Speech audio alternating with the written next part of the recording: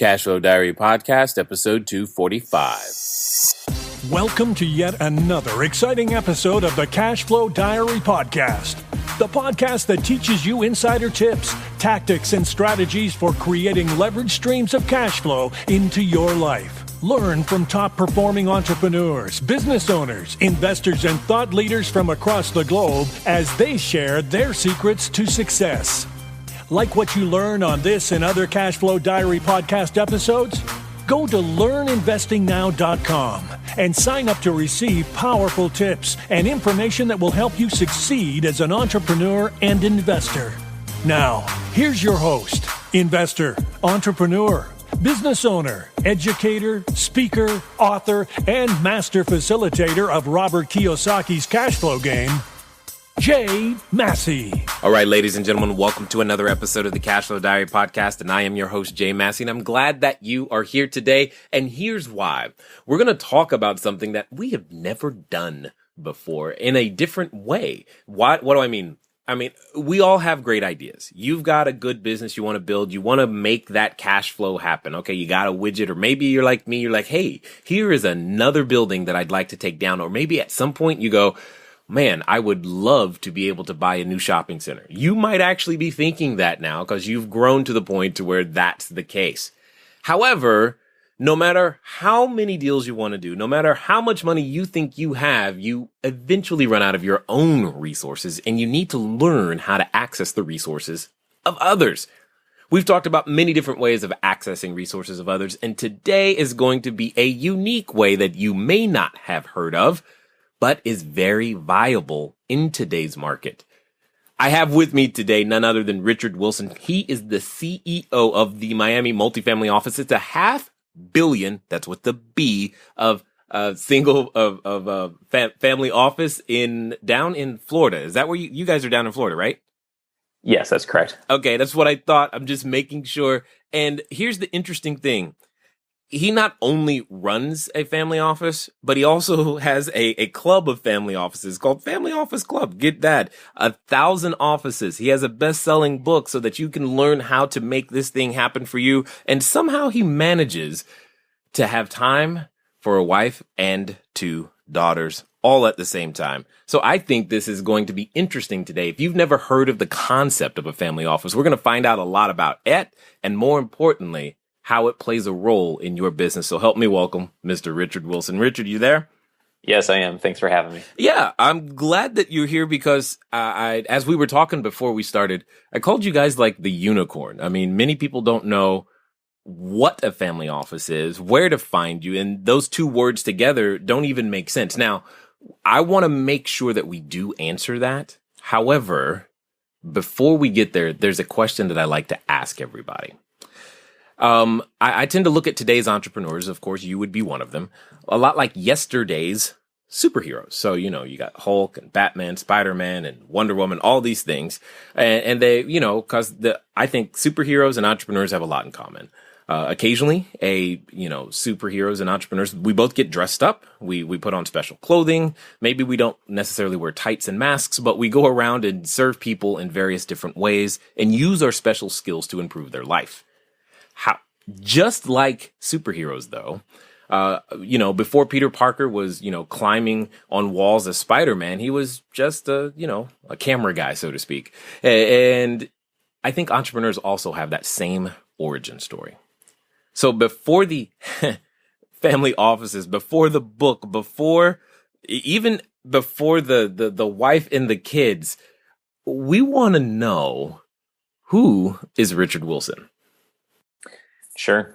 I mean, I started doing risk consulting for publicly traded companies. It was my first job out of school. Paid for my MBA, but was very boring. So then I started raising capital. And I just found that while trying to raise capital from wealth management firms, that there were 500 books on the topic.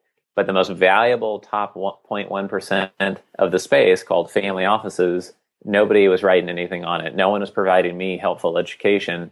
So selfishly, I just started, reading everything I could and sharing, some over the internet on a blog at that time with everything I was learning. And every time I met with one, and then everything just took off from there. And, the momentum just took over. But in short, I was just writing and sharing from my own teaching of the space.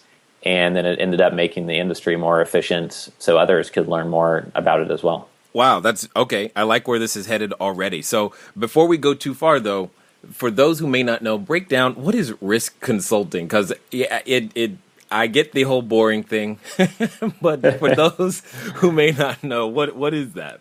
So one of the clients was Daimler Chrysler. The car company one was Pacific Corp, an energy company. In short, we mapped out the risk controls, like how does money flow through this publicly traded company, and create flow charts of where there are, controls in place to make sure there's not embezzlement or money being lost or just inefficient processes. So it's a little bit like management consulting, risk consulting, a little bit of Sarbanes-Oxley type control, accounting consulting, all mixed into one.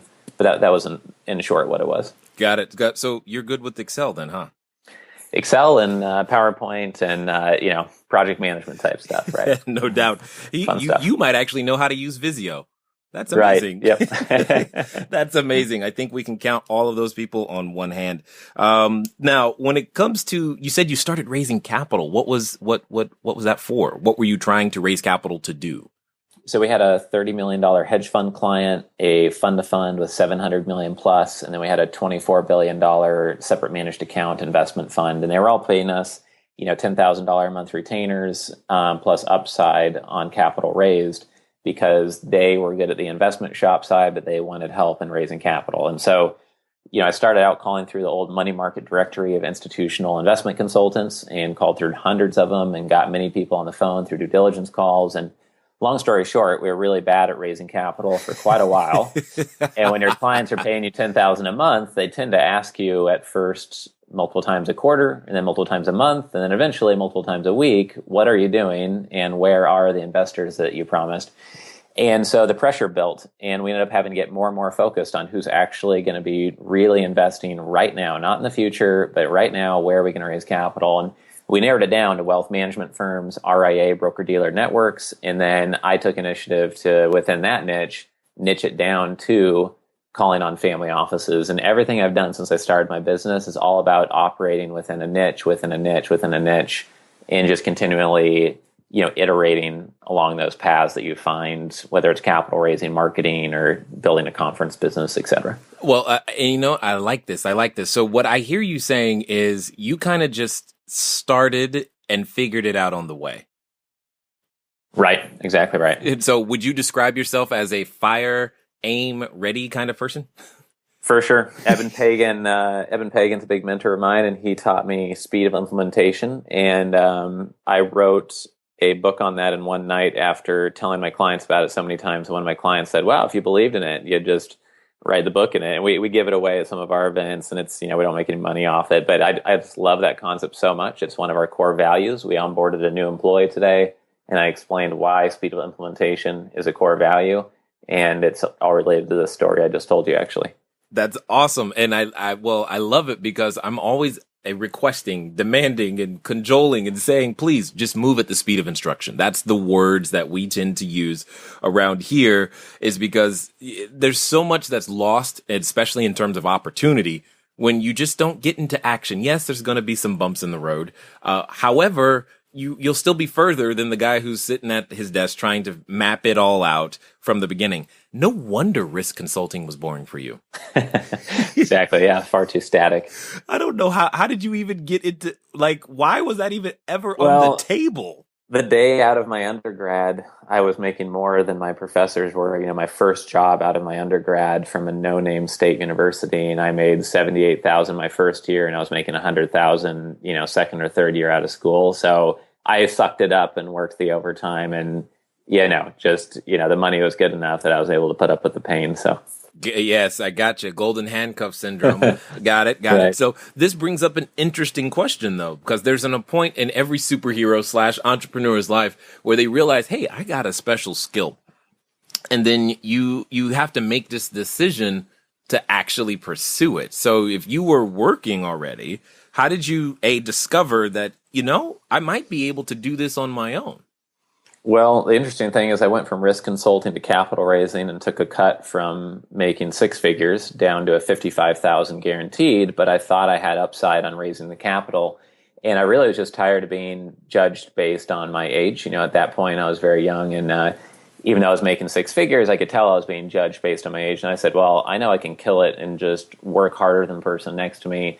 So I want something where it doesn't matter how old I am. If I bring meat to the table, then I'm getting a chunk of that meat. And so I went to commercial real estate or capital raising, chose capital raising. And then when I went to start my own business, we had just started to raise a lot of capital the 4 months before that with some new strategies that we were trying, and basically, took a pay cut down to nothing. So I kept on going down, but then, our first year in business, we did, 7 months, we did 150K. The next year we did 350, and then 700, and then we got to $1 million a year in about 4 years into the business. And so luckily it all paid off, but definitely there's some leaps of faith there multiple times. Indeed. Now, you mentioned something that, a number of our students and real estate entrepreneurs we'll say they don't have gray hair yet. So, and they may not be as seasoned in life. And you said something that I find interesting because because I get the question all the time, Jay, am I too young to do this? Is that what you meant by judged based on your age?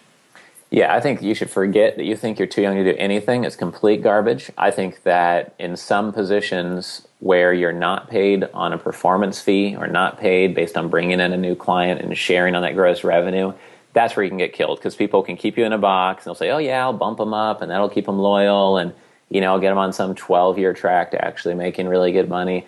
I think instead you need to be in a place where if you bring meat to the table, you are guaranteed a carved off piece of that meat, and that's how you get paid a lot. And if you look around at people that make a lot, the highest paid attorneys, they get a percentage of the winnings on the cases they close. The highest paid investment professionals typically are hedge funds. Sometimes they're private equity fund managers on the billionaire list. They're getting a percentage of the takedown, a performance fee on a hedge fund when they have positive performance. So, it's not only when you're young that it's a great thing. If you know you have the goods, then when you're young, I think it's the best way to do real well. Well, I couldn't have said it better myself. And I just know that many of those listening they get this, thought in their head that no one's going to, who would sell me their house? I'm quote unquote, I'm only 22. I'm only 23. I just got out of school. And I'm like, none of that matters if you can solve the problem. For sure, it does not, especially when you're dealing with something like a tangible product, like a house. Like, a couple of quick stories on this is, when I was just 23 years old, I wrote my first book because Jeffrey Gitomer said, I'll give you my best secret out of 10 best-selling books. I know none of you will copy it. Write every day on your industry, and you'll be a regional expert within a year, a national expert in 2 years, and a global expert in 3 years. And I didn't know what to write a book on, but I said, I'm going to be the SOB that actually follows his advice. And so I wrote a book, and I was only 23. And then that helped me get that consulting job that I didn't have the experience for, but I convinced them, just give me a shot. They gave me a 3-week trial. It worked out. And, I think authority is taken, not given. And you take it with hard work and focus on a little niche sandbox that you can just, pour so much value into that others can't compete with the amount of value that you're providing in that niche area.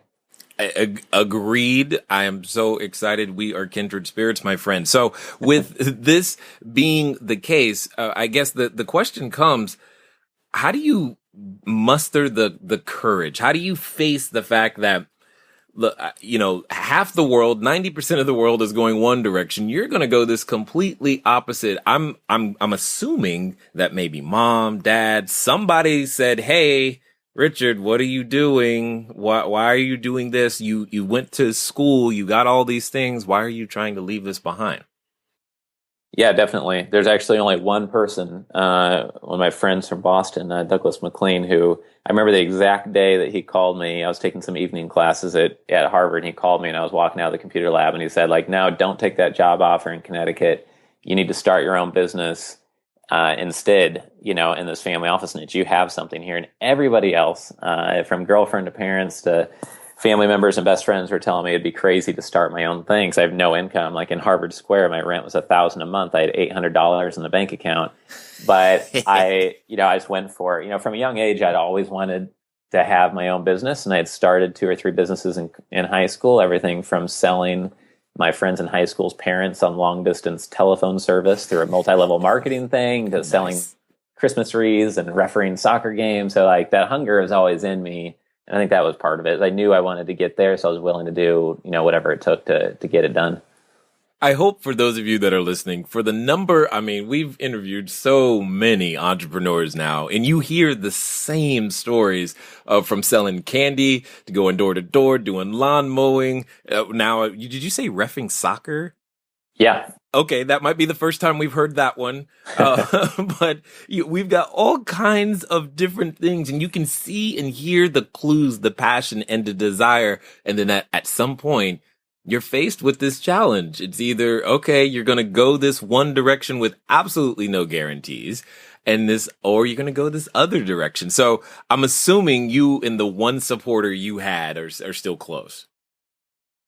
Right, we for sure are. I told him that I owe him, pretty much for life. I just spoke to him last month, actually, to get a reference check on someone in Boston. But, as the saying goes, it's like use too much. It's kind of corny. You got to risk it to get the biscuit. And if you look at who's paid the most, it's people that took risk, or they are paid based on performance. So I think that, that's a big part of what I believe in. And I think that if you know that you care and you care more than your competitors, then you'll be able to produce the value, and you should just be confident in that. So all those people listening that are on the edge should listen to your advice and what I'm saying right now and take the plunge and, plow forward with confidence.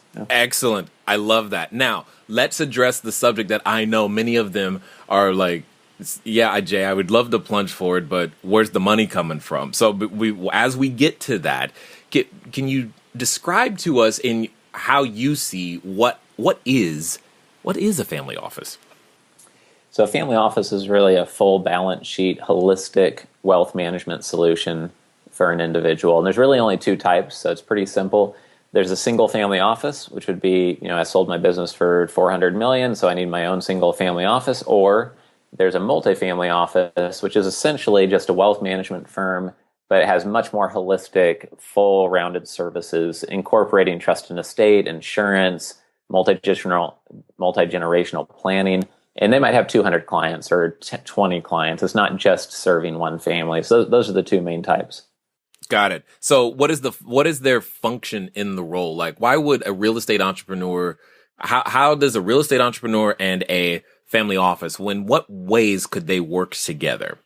So one way is, if you become ultra wealthy and invest in real estate, you might want a family office to make sure your taxation and everything is incorporated and planned from a 360-degree view, so you don't sell a piece of real estate one day after a tax law change, or that about what a cost segregation engineering study is, and you might be able to depreciate a huge percentage of your building in the first year instead of depreciating it slowly. Like that alone, could put you on the right side of a deal. And so that's one reason why you might have one. But the more important question that I'm sure people want to hear about is, how do you actually interact with one? How do you raise capital from one?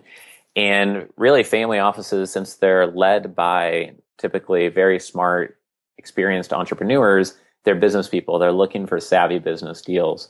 The single family office I help run, they made a $36 million investment in a piece of real estate debt over the holidays. They also have $500 million of real estate assets in place, including an office building, some CVS retail, commercial real estate. And they also have 19 different fuel stations, gas stations under ownership. So that's just an example of what a portfolio might look like of a $500 million net worth single family office. And importantly, like I mentioned at the very beginning, if you go and you try to sell a real estate investment, whether you're trying to do it as an independent sponsor or a real estate investment fund or just a guy who's developing real estate, and you try to sell that to a big, like Harvard Endowment Fund or Stanford Endowment Fund, it is very difficult. They have 1,000 check boxes to meet. If you go to your local, family office and you develop a real relationship with them, and they know their local market backwards and forwards, they might really agree with your investment thesis. And as long as you help them manage that downside of their investment, they could be open to very creative terms that could range from gross revenue royalties to a debt or convertible debt or equity play on something that you're working on. Absolutely. And this is why I get excited. Now, just for those, so that everyone is on the same page, when he says investment thesis, I want you guys to think investor identity, the reasons why you're doing these types of deals. So if I hear you correctly, though, Richard, what you're really saying is, when you need a lot of money and you may not want to jump through all the hoops that we'll say Wall Street would put you through, you have the ability here to do the same and similar types of funding, but be more creative with more flexibility. Right. That's correct. And we did a benchmark study on 180 family office respondents globally, and we found that those who did invest in real estate had a 25% allocation to the space. And they prefer local real estate investments, but families also like to be diversified as a general rule. So I think that this is meaningful for someone, whether you're based in Turkey or Tokyo or London or New York or Miami or a smaller city. There's family offices everywhere. There's over 10,000 of them globally. And the industry is really thriving and growing. So you'll start hearing about this term more and more in the Wall Street Journal, the magazines you read, and in your social circles, most likely. Excellent. Perfect. Now, some of the deals that I know that I've been looking at and doing recently, they just have investment minimums, 5 million, 10 million, what have you. I'm assuming you guys have that some offices have a similar criteria.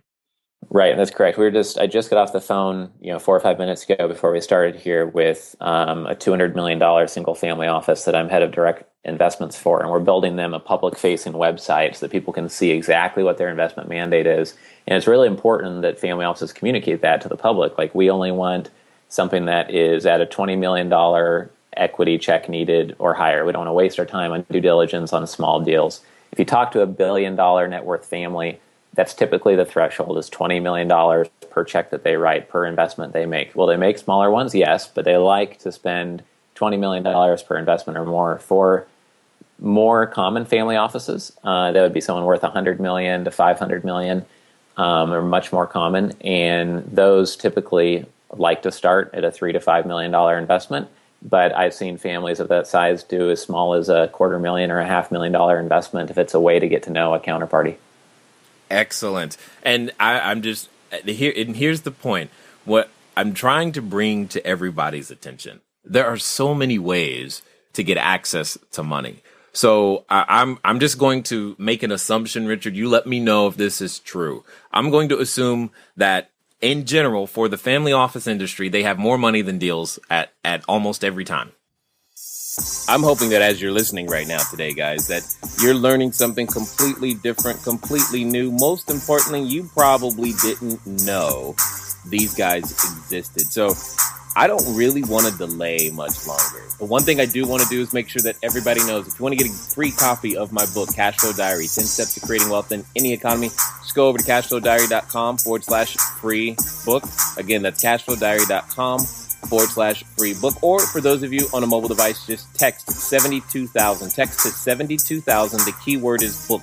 Text book to 72,000 and you can have a copy of my book, Cashflow Diary, 10 Steps to Creating Wealth in Any Economy. And for those of you who like audio, there's a special offer for it just right behind there. Anyway, let's get back to it quickly. That's correct. More money than what they consider great deals. The more public the family, obviously an Oprah Winfrey, a Richard Branson family office, they get deluged with deals. They are the anomaly. They are the 1% that you've actually heard of. Everyone else who didn't make their wealth by being famous or while being famous has problems getting access to excellent quality deal flow. And I always talk about like a totem pole. If you get access to 1,000 deals a year, your top 1% are not going to be, your top 1% are going to be pretty good compared to someone who only sees 100 deals a year. That means their top 1% is one deal, instead of 10 deals to choose from. So, families have the problem of not being shown enough deal flow. And, at the expense of rambling a little bit, I would say that one really important takeaway for people listening to this is that family offices complain that people pitch them without listening. And it's really important you listen first, because it'll help you get educated on the family office space in general. It will help you earn their respect, and it will allow you to take the hour that you could talk about your investment and narrow it down to the 15 minutes that is what they want to hear, the part of the story that's most important to them. And you can craft business terms that make sense with their investment thesis and investment preferences. So many people just cold call, pitch, leave voicemails, cold emails. You're never going to grow a referral network that way. So you're really shooting yourself in both feet when you're just pitching and not listening first to an investor. Oh my goodness. I just want to make sure that everybody understands that we did not have a conversation before, and I did not tell him to say that. Here's why. He just gave you exactly why you must do your investor identity interviews so that you know exactly what to say, craft the customize that your package, whatever it is that you're doing to make sure it meets their identity, i.e. criteria. Otherwise, you just heard him say it. I couldn't have said it any better. And that's what I get excited about, is when you follow the system works regardless of where you're seeking the resources. So what are some of the typical due diligence requirements? Like, I know that I know it's just different. I mean, like, some people want to exclude themselves because I know someone somewhere is saying, okay, yeah, they got money. That's wonderful. That's great. But I got bad credit, or I had this, or they're trying to find a way to prevent themselves from calling you, and I'm trying to give them every reason to call you. So what are some of those due diligence requirements that, that actually, you guys are looking for, but most people can still pass? The most important thing that sounds soft, but is really important, is, will a very savvy, sharp person think that the business terms you're presenting them make sense at all? So many people pitch things that are so one-sided that, of course, most savvy investors are going to say no.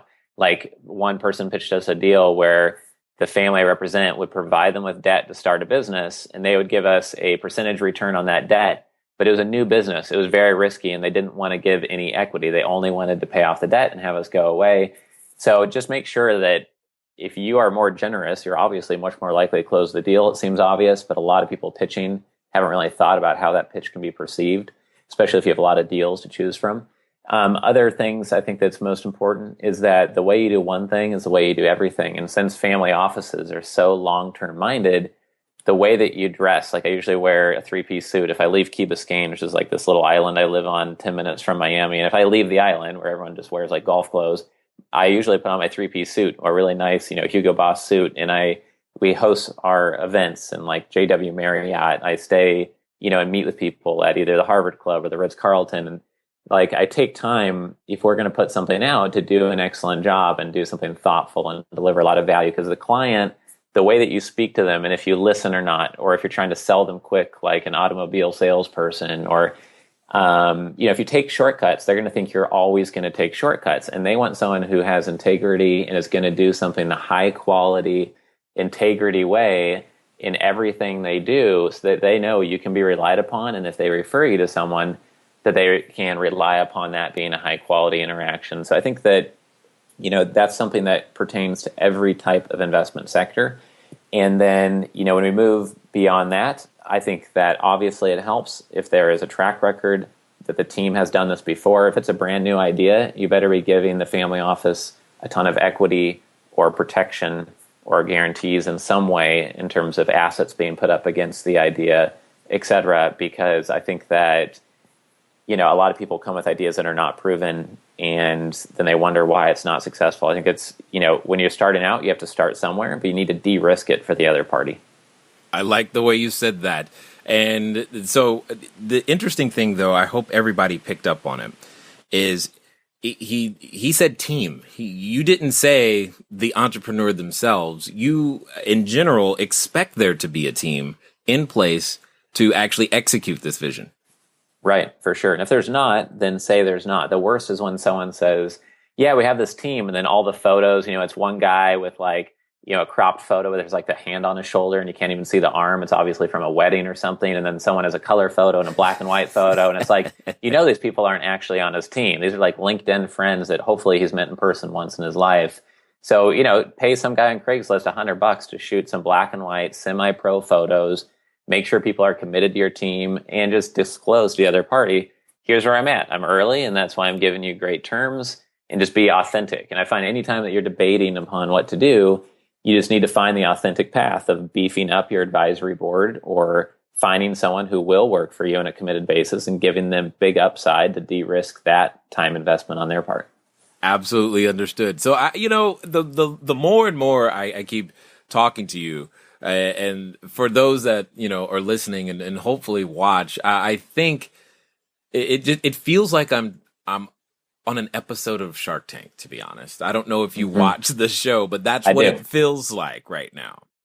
Right. Is right, that, yeah. it feels the exact same. What I'm assuming is just basically if you can pull off what they do there, you're saying just bring that. Mostly, yes. I think a lot of families like to see things that are mid-stage. They like to find things that have been able to climb out of the ocean and actually take some steps on the sand. If it's a whole new embryonic idea, you're going to have to go to a couple of local families who made their money either in the industry that you're in, because even though you're early stage, they'll see your thesis hopefully and agree with it. But if it's in an industry and they made their money somewhere else and you're in biotech and they made their money in real estate, good luck on convincing them to take an early stage bet on you. So I do think that a lot of families would rather see things developed that are break even or profitable at the very least, if not producing several $100,000 in EBITDA or $500,000 in EBITDA. So I think that is important for people to know, but there's so many families out there, you can always find one that can relate to your area of expertise, I believe, if you hunt around and work hard in doing so. I just had a thought, Richard. You probably watch Shark Tank for a completely different reason. Well, the structuring of deals, Mr. Wonderful is wonderful, and I like his the gross revenue royalty deals is something that family offices do not do enough, and it de-risks and gets the little money soldiers to come back into their bank account faster and allows for that gravy upside to be kind of de-risked faster. So I really like debt plays. I think some of the smartest people in the investment world play on the debt side, and then they get to collect first on the equity side if things do go south and can get equity kickers. But I would say that like the three shows I would recommend watching they're actually fun to watch, but increase your investment savvy, would be Shark Tank, The Profit, and then there's a show called Suits. I can't remember if it was an HBO special or something else, but there's like 3 or 4 seasons of this show called Suits. And in that show, they're always thinking 6 or 7 steps ahead, which allows them to, one, add a lot of value to their clients and always be ahead of the game and look like the smartest person in the room. And then 2, it allows them to navigate deals and get deals closed that otherwise would have gone south because they're thinking about it like a chess game and not checkers. Yes, absolutely. You keep taking the words out of my mouth, and it's like, has he been listening to me this entire time? And because I often tell people that real estate is a lot like chess or business in general. Once you know how the pieces move, it's up to you to develop your open, mid, and end game and communicate that message. And you're saying the exact same thing. So is there particular, you having the global view of the family office, industry, is there a particular type of real estate that they prefer over others? I'm just curious. Yeah. So basically, the most common investment, the classic, is going into multifamily apartment buildings. And maybe they'd be okay for smaller units in an institution at 50 or 100 units, but many do go for 200, plus unit multifamilies. But oftentimes, they'll have a specific strategy of either local or, very high quality, beachfront or distressed, et cetera. I think hotels and self-storage is what's on the second level. And hotels have the sexiness, self-storage kind of act like multifamily sometimes and are not seen as very risky. And then I would say underneath that is office, and then below that would be industrial real estate. But to your point, I'm actually embarrassed to say, and I apologize for this, but I actually haven't listened to your podcast yet. I promise I will going forward. But I've got my family office podcast, which we're growing, and I think we speak the same thing because we speak the same language. Because there's this like Sun Tzu version of Chinese that successful capital raisers speak. Because there's this complex combination of things needed to survive in this jungle of working with investors and navigating deals. So I think that's why we speak the same language. And I think it's even more beneficial that we do, and I haven't listened to all of your episodes. That just shows the genuine, authentic advice that you've been giving your audience. And I've come up from a totally different route in a different geography with different clients. And I guess we're saying many of the same things to our audiences. Yeah, I can't wait until we begin to get some of the feedback from our regulars, because especially our members on the inside who are participating in some of our trainings that we do. Because I'm just like, I keep tilting my head to the side, like, did he just say that? Did he just say that? And I'm like, yeah. I'm like, that's exactly what I've been saying to people, and here you are doing the exact same thing. Because I get the question. Because, where we started from, and you and I couldn't have started from two more opposite spectrums here. And and people ask me all the time, but Jay, will that work if I want to get, $1 million from a person, 10 million, 5 million? I'm like, Right.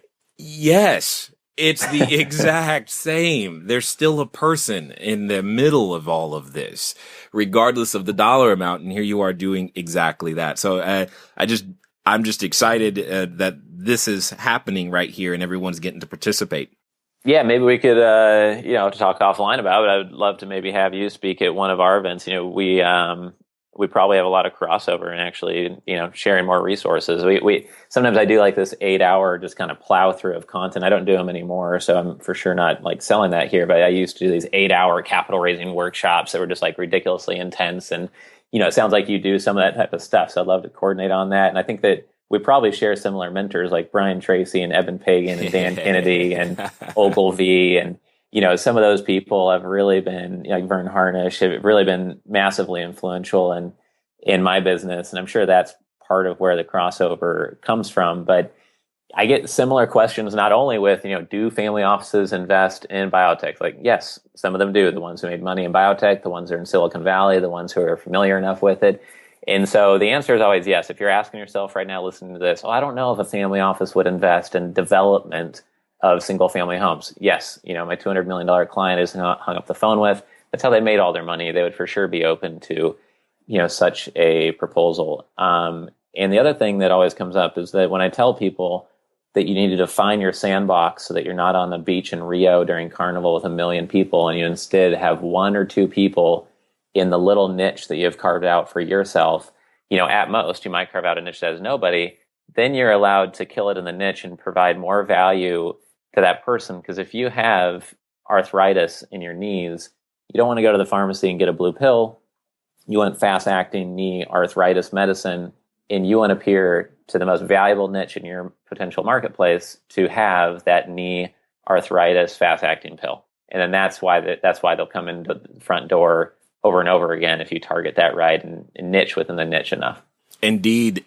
I'm just getting more and more excited with every word you say. So I know one of the questions that some people are going to either send in, and if I don't ask, is what would you say? I mean, you've worked with a number of them. You've made the phone calls. You've been in the trenches. What's going to be the best way for a real estate entrepreneur or any entrepreneur listening to find and actually begin building that relationship so that they could hopefully actually begin to do business? Is there a formal process? Do we fill out an application? What does it look like? Right. So it's multifold. In short, I would identify 2 to 3 cities that are either a there and back type flight the same day or a road trip away, including your own city, hopefully, where you can develop relationships with ultra wealthy families in single and multifamily offices. I would narrow it down to 2 to 3 cities and really develop business friends within those family offices and get to know them, and you'll create referral networks, and then you can do something more national. I think that you need to find a way to add value based on your core DNA, and you need to figure out what is the niche client you'll be serving, like your investor avatar, and you match that with your DNA and you localize it and you say, I'm all in on this. I know that no matter how long it takes, if I can dominate this sandbox, the fruits will be bared. Then you can have the work ethic to run circles around your competition. So of course, on the selfish side of things, we have the Family Office podcast. We have our Single Family Office book on Amazon, which is one of the best-selling books in all of wealth management, and it's free on Kindle. When we spent 700 hours writing that thing, and so it's essentially another free resource, just like the podcast. So I'd love people to check those things out, because our whole business model is to be aggressively generous within the sandboxes that we select. And just like you've done here in the podcast, it just creates business friends naturally. So I encourage people to do what you're doing, but within their own sandbox, localize it a bit, and just add value first. Connect people to each other, and just know how you can be valuable to them instead of like pitching them on your latest deal. Indeed. So with that being the case, I know there's more than one person listening right now who wants to know how to specifically track you down and reach out. Sure. I mean, the easiest way is easy to remember website, familyoffices.com. There you can find, our free ebook you can download. You'll find links to, our quarterly family office conferences. You'll find a link to our paperback book on Amazon called The Single Family Office. So just familyoffices.com or checking out our Family Office podcast. And we're happy to be helpful. Anyone in your audience, say that you are a subscriber or listen to this interview, and I'll make sure and get back to you, the same business day or within 24 hours if I can at all. And just so that we're clear, you're not limited to, or are you limited to just United States, or can you transact or deal with international real estate as well? We work with international clients as well. So at our last, 550 person event last month, we had probably 20 different countries participating, as participants and speakers on stage. So the industry is very global, and it's actually, while we're lucky in the United States, it's a number one place where billionaires and centimillionaires like to migrate to. And there's more billionaires in New York than the whole country of Canada, and there's far more in the US than anywhere else in the world. So we're fortunate to have that. But the fortunate part, if you're listening to this from, somewhere else, such as Greece or Italy, is that the family office industry is more new. So you're more ahead of the curve, and you can get on top of this trend before other people have ever heard about it. Awesome. Now, I've got a final question for you, and I think I'm just going to take a stab and go. He's probably going to say something I've already said before because you keep saying these things, and I love it. Sure. So let's pretend for a moment that you're in front of this would-be, superhero, this would-be entrepreneur who believes, I think I've got my thing. I think I'm ready. They're standing in front of the superhero outfit store right now, picking out their tights and going, okay, I'm going to do this thing. However, Richard, in the back of their mind, they still have that voice. And that voice. You've heard that voice. You have done battle with that voice many a day. They've got that voice in the back of their head that just seems to be persistent. And they've got those friends who are telling them things that they don't necessarily want to hear right now. And they still want to move forward, though, but they're kind of stuck. What would you say to that person?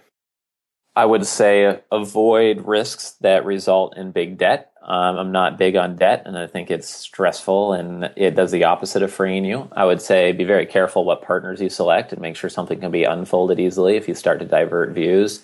I would also say that as you go into something, see how you can de-risk it while staying in your current position. If there's a way to stay in your current position and do something that is allowed by your employer, like, I just want to write articles. Do you mind if I write articles? And you're able to own that content, then that's a way to de-risk it. While I was raising capital, I was writing an article a week, and I started getting 10 hits a day, 40 hits a day to the website.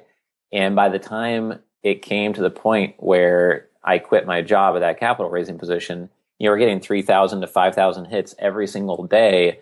And Investopedia and Forbes were paying me per article. So I knew, even though I didn't have enough cash in the bank to pay my rent that month, that I would be able to, if nothing else, I'd just write more articles, charge for advertising on the blog, or get one of those consulting clients because people have been calling me for months. So I had de-risked it a bit, even though I was jumping from a guaranteed salary to nothing.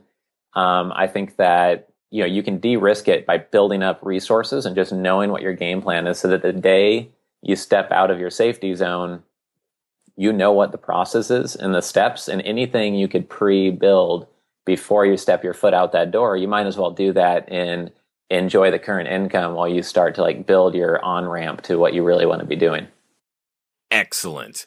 I definitely just want to say that I appreciate the work, the inroads, the education, all the things that you have put together to make accessing and finding the unicorn in the woods that much easier for all of us. And thank you for taking the time to share your knowledge here with us at the Cashflow Diary. Thank you as well. All right, ladies and gentlemen, you know what time it is. It's time for you to move at the speed of instruction. What does that mean today? You probably already know. In fact, some of you've already gone over to Amazon. You've already downloaded the Kindle book. You have already been on the website, and you are in action towards this goal. No longer can you tell me the money isn't out there. Oh, it's there. You just need to get your deal in front of them, and now you know how to do it. It's been fun talking to you guys today. I look forward to talking to you soon. Until next time.